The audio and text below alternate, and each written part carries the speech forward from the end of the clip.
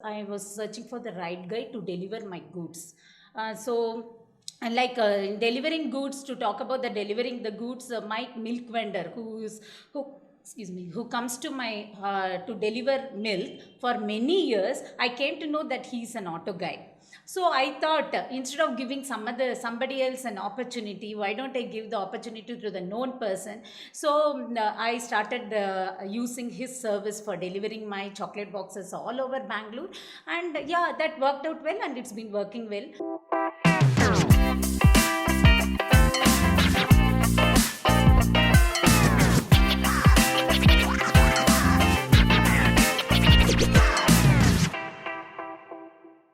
Ladies and gentlemen, welcome to Networking and Beyond. Today we have with us a very special guest. She's our first woman entrepreneur on this show. She's an individual who's a chocolatier and stands for her commitment and grit. She's also the past ST of our Vega chapter. So let's welcome a person who's as sweet as her chocolates, Miss Niranjana Prashanth. Miss Niranjana, welcome to Networking and Beyond. How does it feel to be the first lady on Networking and Beyond? Thank you so much, Lalith, for the excellent opportunity.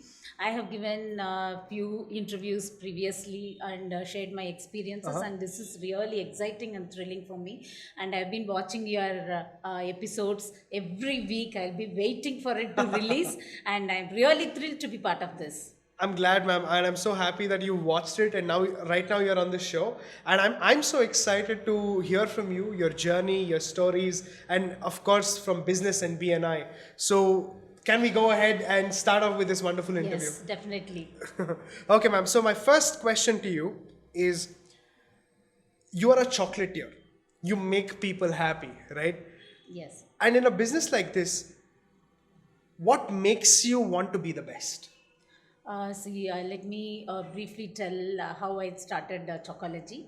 Like after my graduation, I started teaching computer science for ninth and 10th grades because computer science were my passion for that time as well as now. I like to be a part of computer science. Then after marriage, like I had a long gap, and I taught e-commerce in NIIT for some time.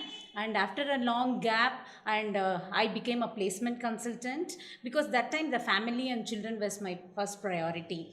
And see, nothing grew with me. Though I had lot of avatars, because of lack of focus and determination I had. Because once my children grew up, I had a lot of time with me. So, but the urge to do something was constantly in my head. And seeing my restlessness and turmoil, my husband suggested, why don't you get into food business? He felt that is my strength, but that was my last priority that time, because he thought like whatever food I cook, I used to display it in a nicer way in the dining table, more attractive way, even the sambar rasam, whatever you do also. Maybe he identified my strength that time properly, but I didn't want to get into my food business, but lot of confusion and battles were happening in my mind. So one day I sat and wrote 5 things that really excite me. So the baking this and chocolate making was my topmost list. I thought chocolate making will gives me good like immense satisfaction and happiness. So I thought I'll do that as a business. And one thing I really believe and I want to emphasize here is, whatever you want to do, you have to learn the art fully. But I'm pretty sure a lot of youngsters will not agree with me.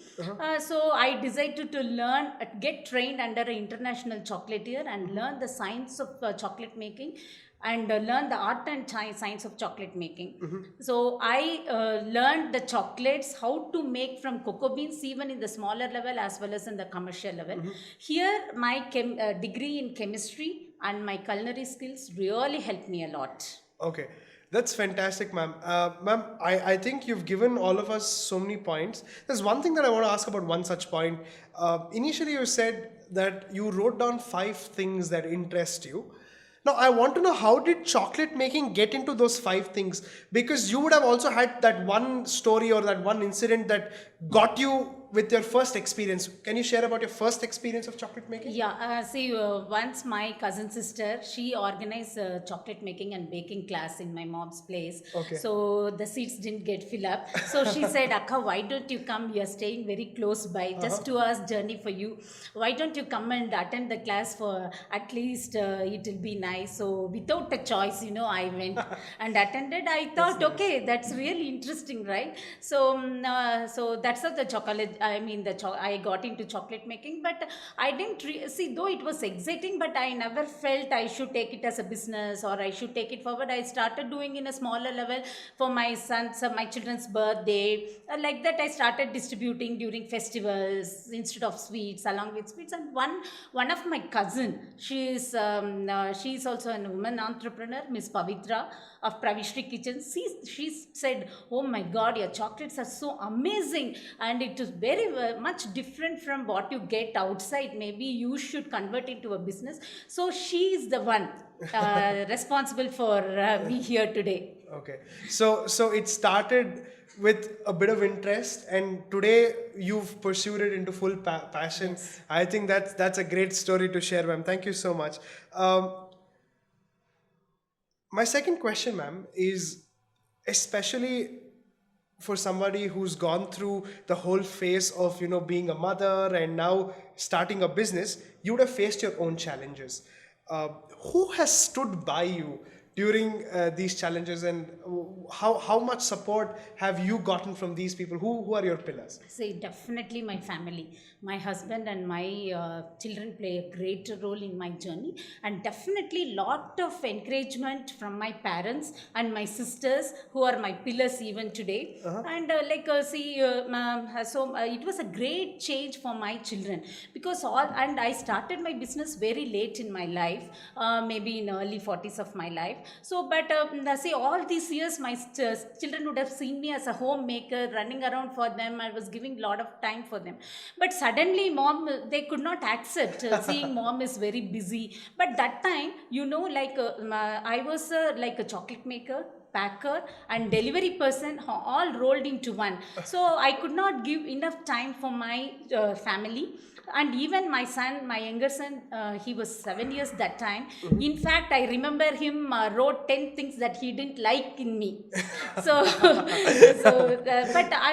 but somehow the determination in me, was constantly saying I should not leave it and go. I should take it forward. I should take it forward. So I found so I started discussing with my children what are the difficulties I faced and how I can overcome them. I've overcome all these difficulties. So they started telling me, like, mom, you should do this, mom, you should do that. So I involved them. So slowly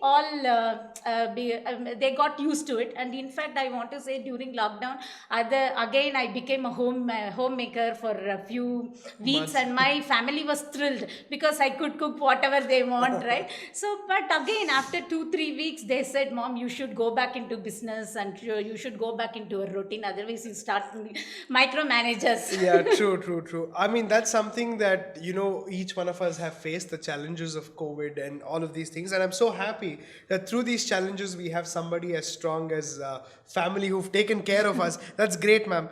Ma'am, now let me come to a very sensitive topic.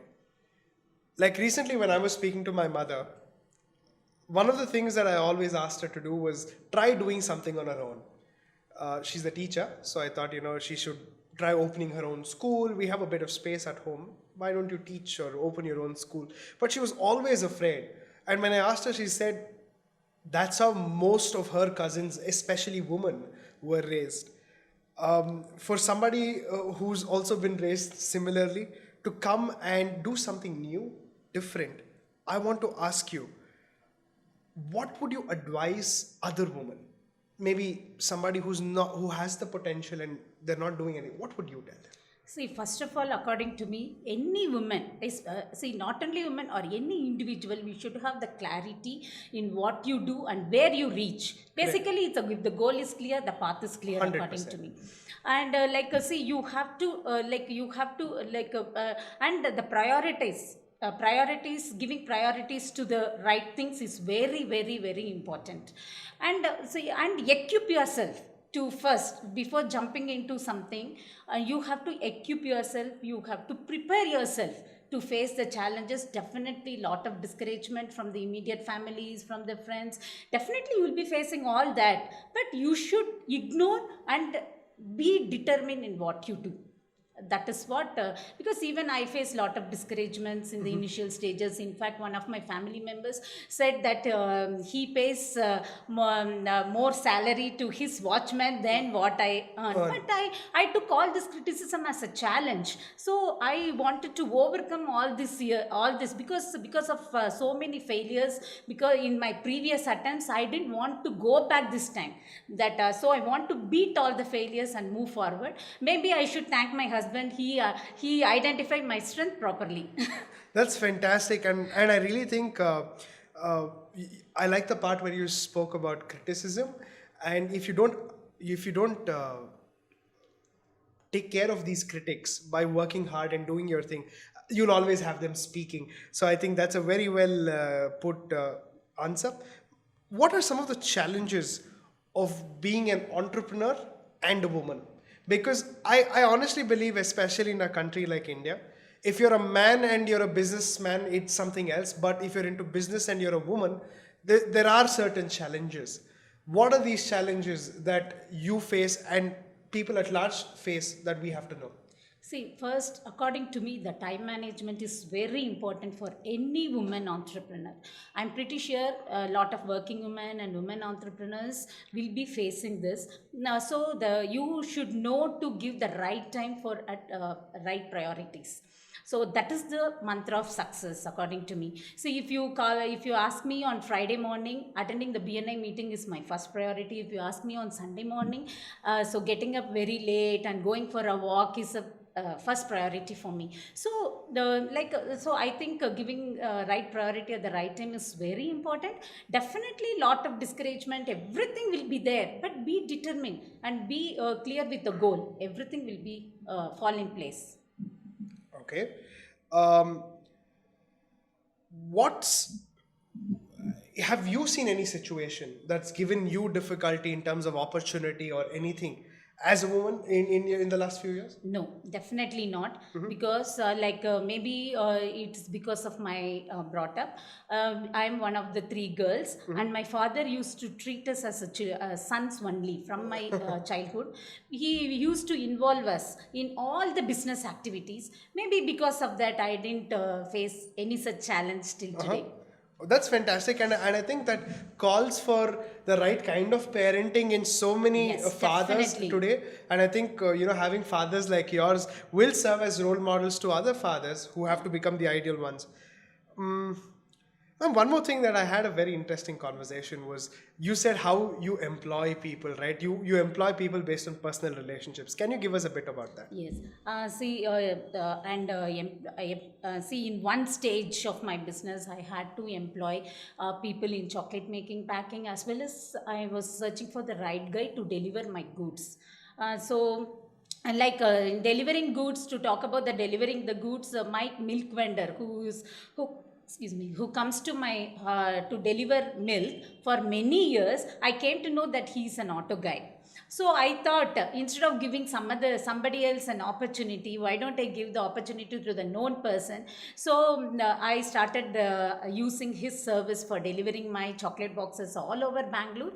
And yeah, that worked out well, and it's been working well. And same for chocolate making and packing, I was searching some trustworthy people, so and needy people also. So there is a school opposite to my house, so I keep seeing these ladies after dropping their children, they'll be hanging around here and there and wasting their time.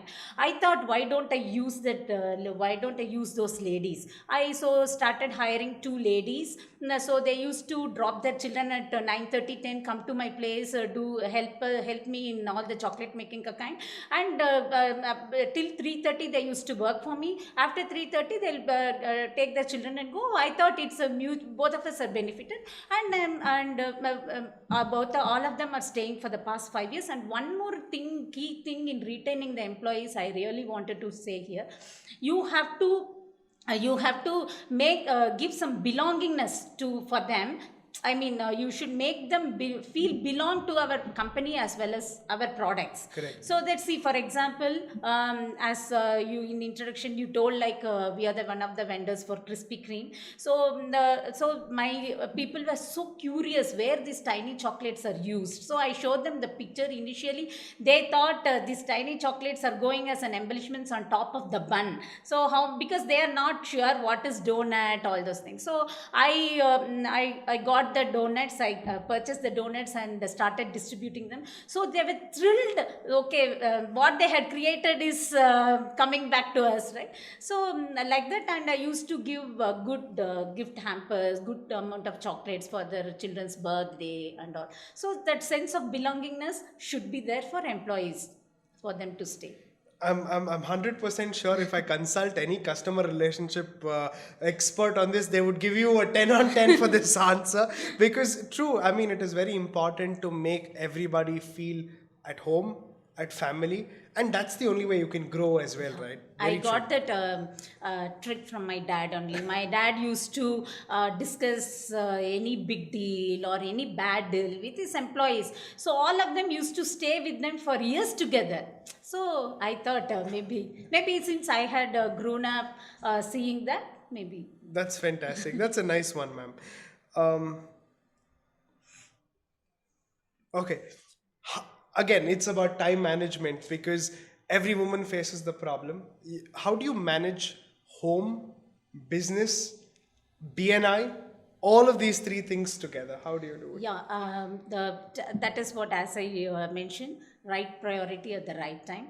So have the time, give equal importance to everything, and give good amount of time to everything. So everything will fall in line.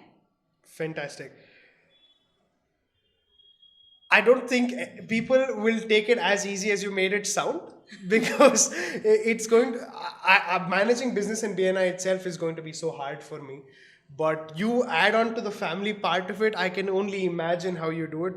But very well said. Ma'am, again, speaking of BNI, I have one question. Can you tell us a bit about some of your success stories? And can you give us one example of a great BNI success story that you've had? See, yes, definitely. I had the three, four success stories to share. One success story, actually, way back in 2018, we were approached by a corporate company, and we have to give that some 1,000 boxes in the lead time of 2 days. Okay. But that was too difficult for us to do, because nobody can do it unless you supply the stale ones. But I don't want to do that. You have to see whatever you promise, you have to deliver it. And moreover, we in Chocology, we give importance to customization and personalization. So whatever flavors the customer says, we'll definitely do it. So I didn't want to break all the images. So I was just thinking what we have to do. We cannot say no to the business that is coming. So then I spoke to the client, so that I explained them, so that we can collaborate with other chocolatiers. He said, ma'am, we have lot of trust with you and with your quality. Then if you think it is possible, then go ahead. So then I spoke with couple of other chocolatier friends, and so we all worked together and we delivered it together. So that was a great success story I can ever think of till today. That's fantastic. I can only imagine 1,000 boxes in 2 days. That would be a lot. One last question, ma'am. You're a chocolatier. We've been speaking about all these stories. What makes you different from the rest of the chocolatiers that are there in the market? What is your USP? See, when I entered into chocolate, the world of chocolate, first I thought the world's favorite food did not possess any personalization or innovation that is much needed, because it's a versatile product. You can create n number of things out of it. But instead of going just as a plain chocolate, so I thought, why don't we present the chocolate box in the creative manner? So we started creating lot of creative things, like wedding cards made of chocolate, save the dates made of chocolate, greeting cards made of chocolate. So all possible things we started making. And so you can find all my creative offerings in my Facebook page and Instagram handle, that is Chocology Bengaluru.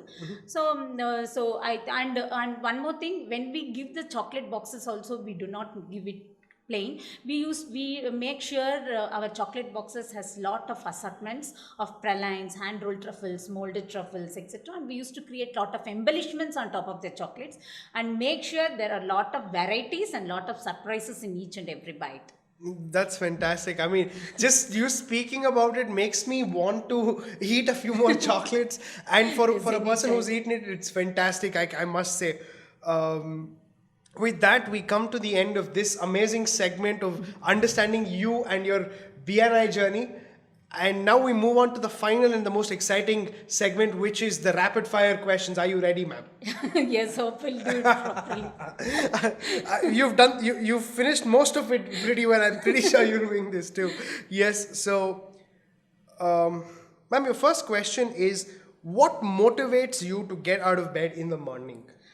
Since I faced lot of failures in my life, definitely business is the answer. Business is the answer. So you got to get up, make those phone calls, and get Yes. it going. Superb. Name another business profession you wouldn't mind getting into. Because as I mentioned in this conversation, I had lot of avatars. After so many avatars, I mean ups and downs, I had chosen the best. So definitely I want to be a chocolatier only. That's nice.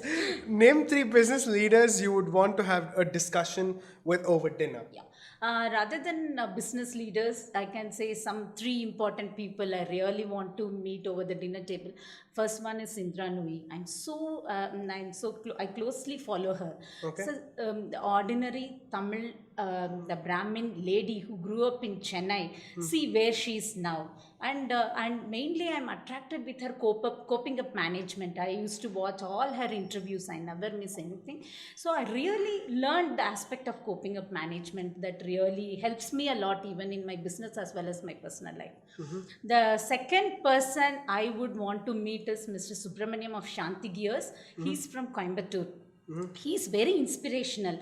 Like he started the company Shanti Gears from scratch and made it a very successful, and not only a successful businessman, he's a philanthropist, and moreover he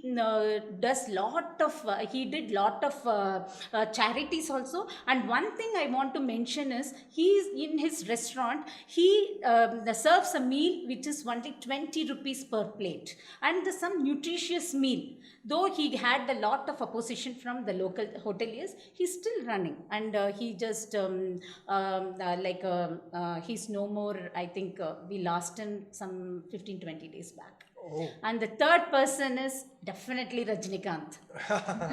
Superb. See where he's now, the man who beat all the norms, and he has that uniqueness. He has won the art of some hearts of some four generation, I can say. Correct. My previous generation, my generation, your generation, and definitely the next generation. I'm 100% sure. Today, Rajnikant is an icon and a superstar. He's Yes. our superhero Yes. for sure. See, so many jokes are coming on him.